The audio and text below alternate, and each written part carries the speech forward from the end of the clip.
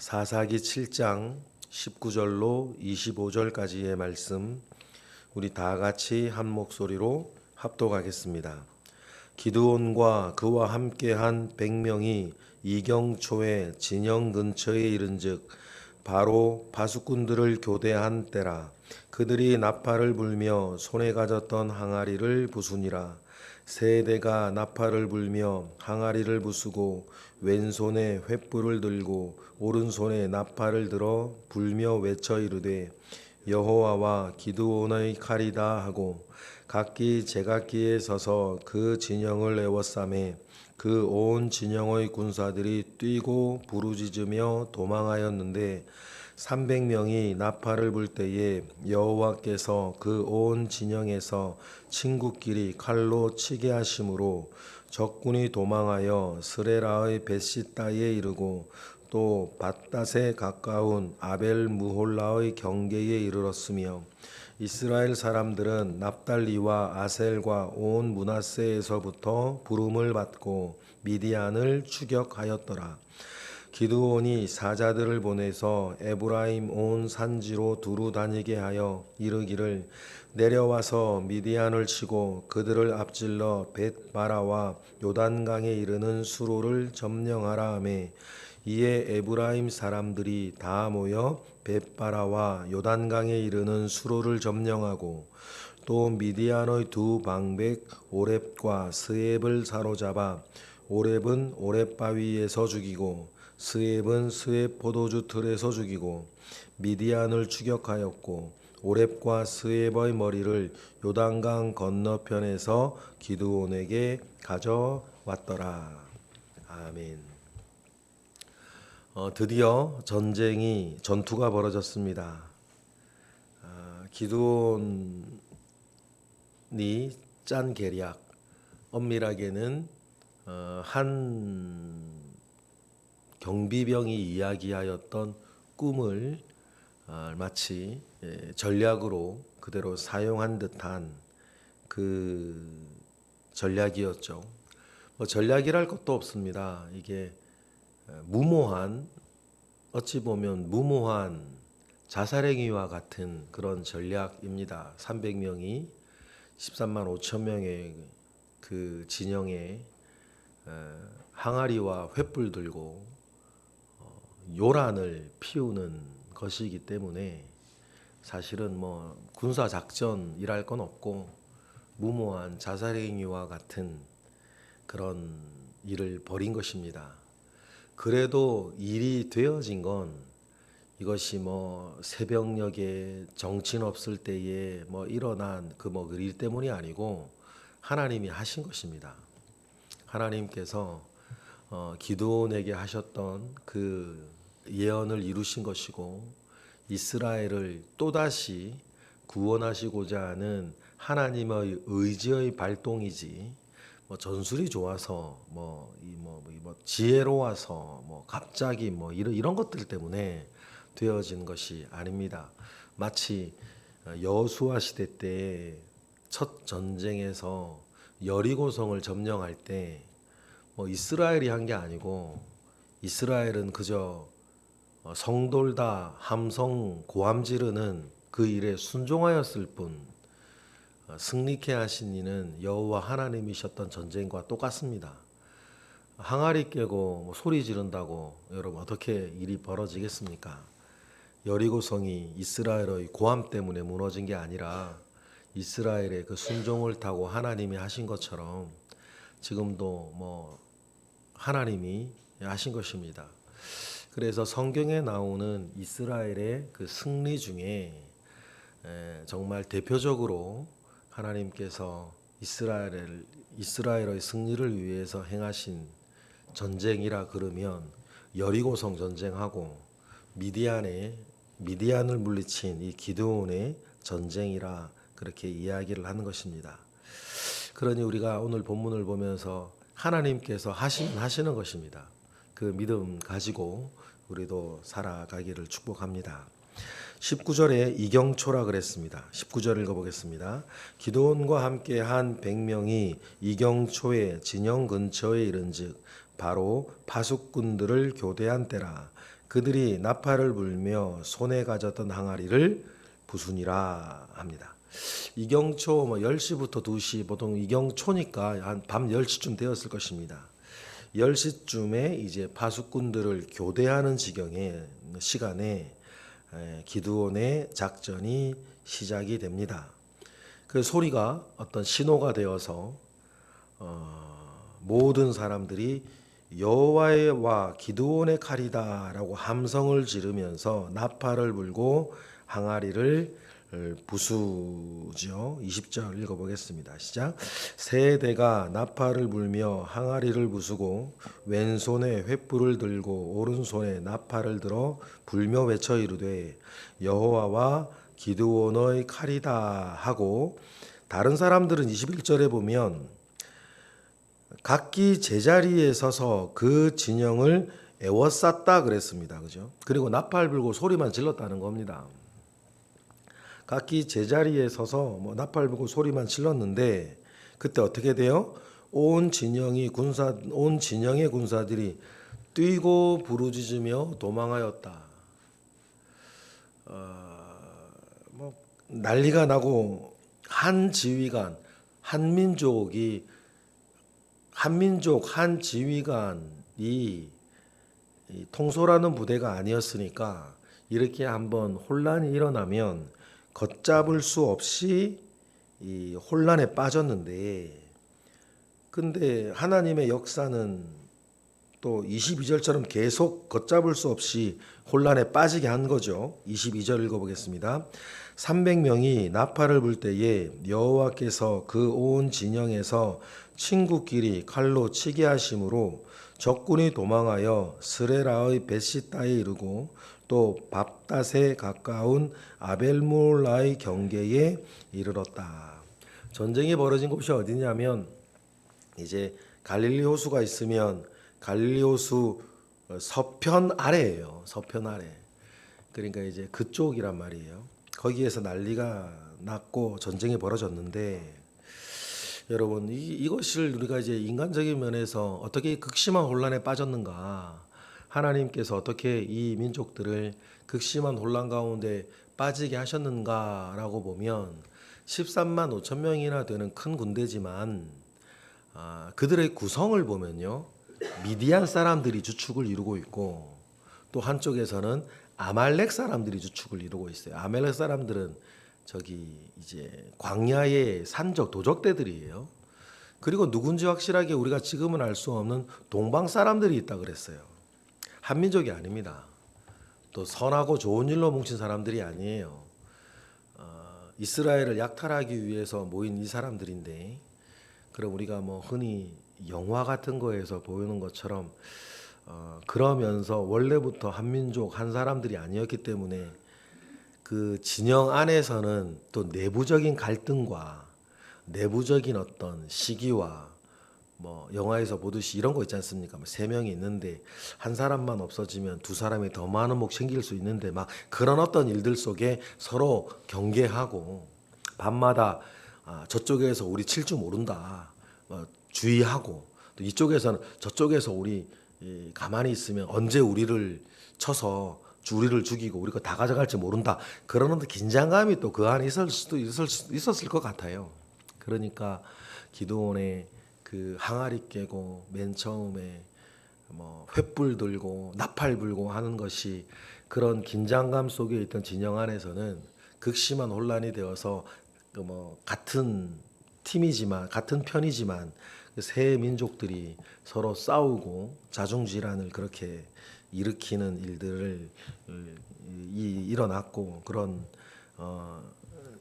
여러 민족 가운데 있는 갈등이 표면화되지 않았나 그렇게 생각할 수 있습니다. 그런데 이제 그것은 조건들일 뿐이고 그 외부의 조건들이 만나서 이런 극심한 일들을, 엄청난 일들, 한 사람이 450명을 상대해야 이길 수 있었던 이 전쟁을 이기게 하시는 이는 하나님이시고, 300명이 여러분 가만히 서 있는 사람 450 죽이기도 어려워요. 그러니까 자기네들끼리 죽이고 살육하는 일들이 벌어졌죠. 근데 300명이 어떻게 할 수가 없으니까 23절에 기드온이 또 23절, 24절에 명령을 내려서 다른 지파들이 모여붙게 됩니다. 우리 23, 24절을 보시겠습니다. 시작. 이스라엘 사람들은 납달리와 아셀과 온 므낫세에서부터 부름을 받고 미디안을 추격해요. 300명 외에 추격대를 소집을 한 거죠. 24절. 기드온이 사자들을 보내서 에브라임 온 산지로 두루 다니게 하며 이르기를 내려와서 미디안을 치고 그들을 앞질러 벳바라와 요단강에 이르는 수로를 점령하라 하매 이에 에브라임 사람들이 다 모여 벳바라와 요단강에 이르는 수로를 점령하고 그랬습니다. 기드온이 이제 어떤 뭐 다른 면에서 보면 좀 생각이 많은 사람이죠. 생각이 많은 사람의 또 장점이라고 하면 그 많은 생각 가운데에 좋은 생각도 있는 것입니다.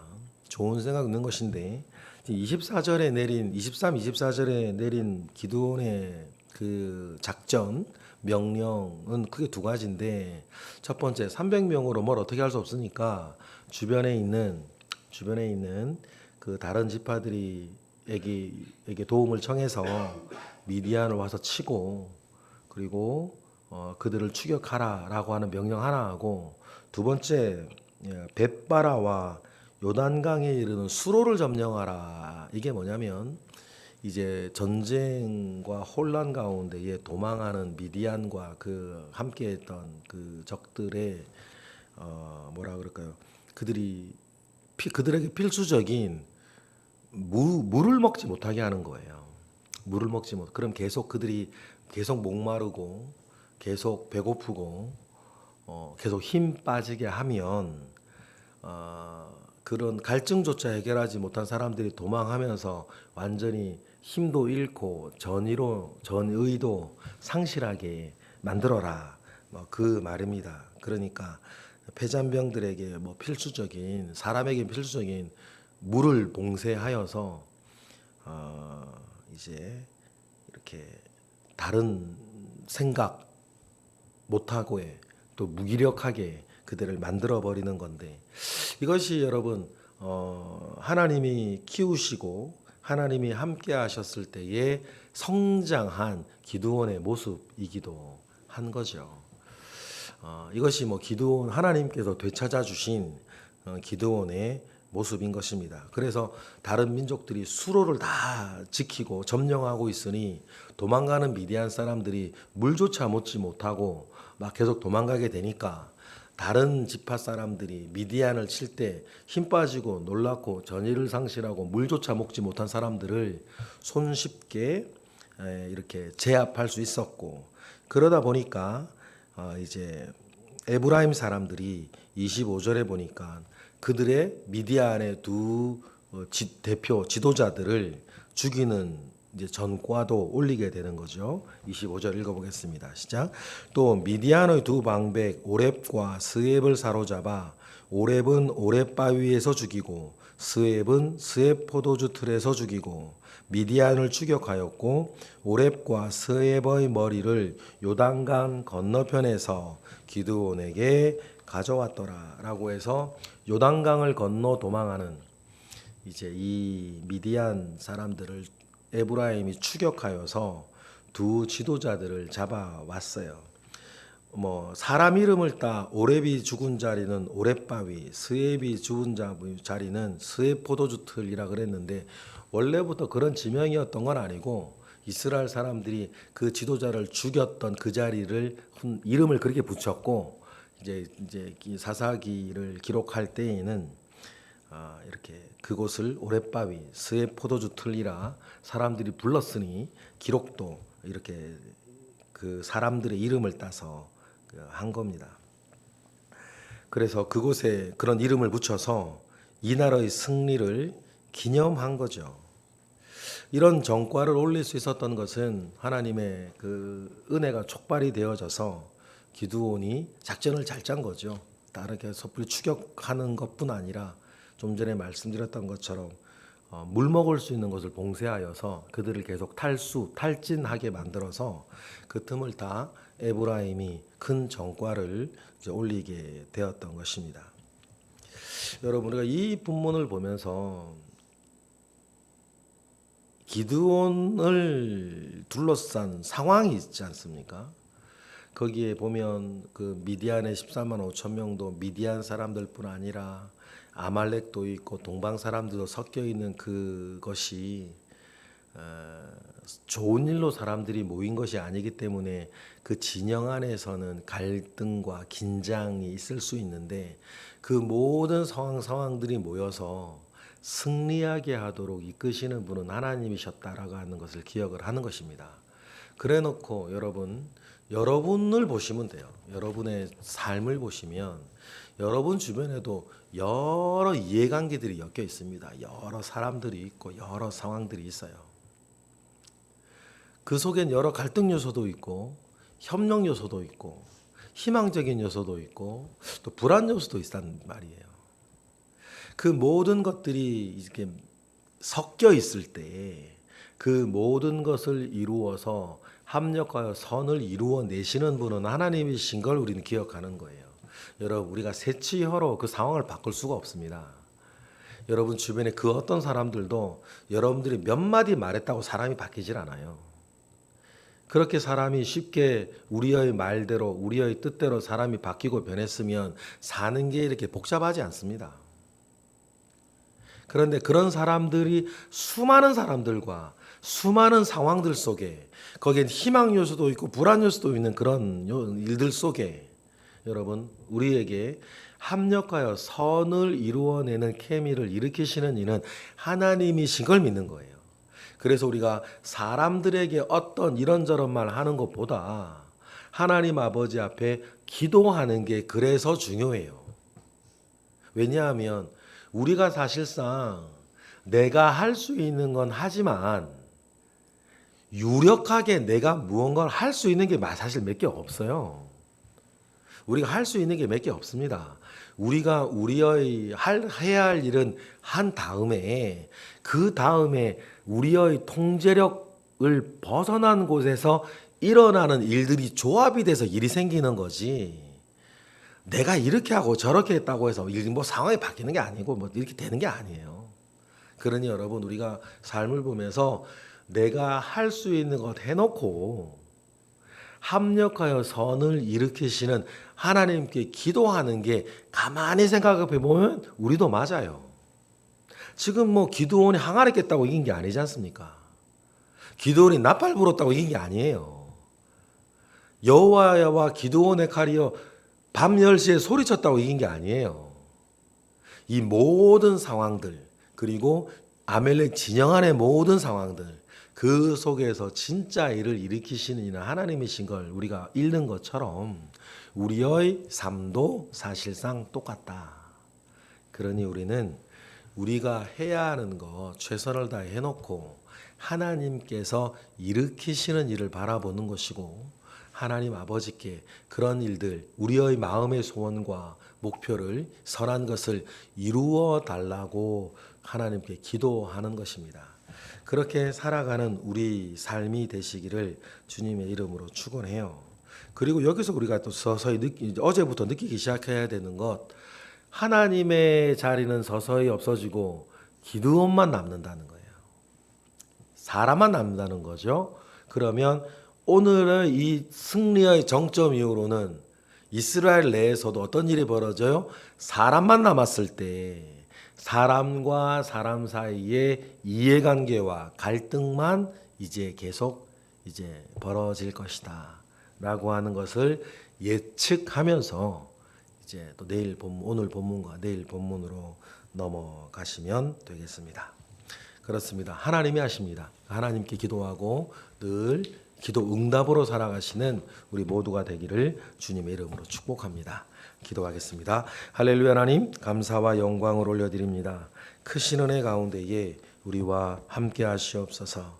하나님 결국은 순종하며 주님을 따라갔던 이 기드온과 같이 우리도 결국은 순종하며 주님을 따르게 하시고 하나님이 일으키시는 승리의 증거를 늘 우리가 만나고 누리며 살게 하시옵소서. 드려지는 일천번째 예물 가운데에 주님이 함께 하시며 오늘도 새벽을 깨워 기도하는 이들의 얼굴을 기억하사 그들의 얼굴이 수치를 당하지 아니하고 그들의 얼굴이 하나님의 공의로운 빛 가운데 빛나도록 주님 이끌어 주시옵소서. 예수 그리스도의 이름으로 기도드렸나이다. 아멘.